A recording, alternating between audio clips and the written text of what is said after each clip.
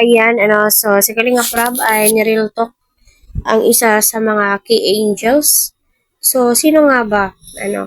Para sa akin, wala pong masama kung magprangka po si Kalinga Prab sa mga tinutulungan po niya kasi wala pong ibang magsasabi sa kanila kung ano po yung tama at mali.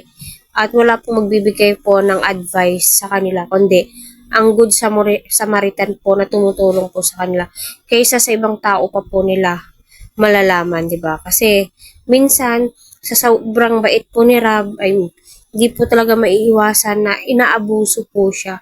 Ika nga po ni Kalinga Prab sa kanyang live, huwag po natin masamain kung ano po yung sinasabi ni Rab patungkol nga po sa pamilya ng mga key angels na huwag daw po iasa lahat sa Kalingap at saludo din po daw siya sa mga magulang na alam po nila kung ano po yung mga priorities po nila bilang isang magulang. Hindi po lahat iasa na talaga as in asang-asa.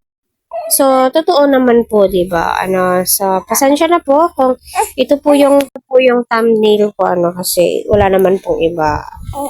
Hindi naman po sila magkakasya lahat. Dyan sa Mumbai Sisters, ako real talk lang sa Mumbai Sisters, kay Kulot ako natuwa talaga.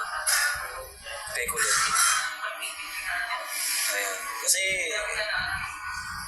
sumusunod talaga si Kulot Sumusunod si Kulot. Saka, rin naman, kumaga, di naman sa iba nating tutulungan, syempre dapat ay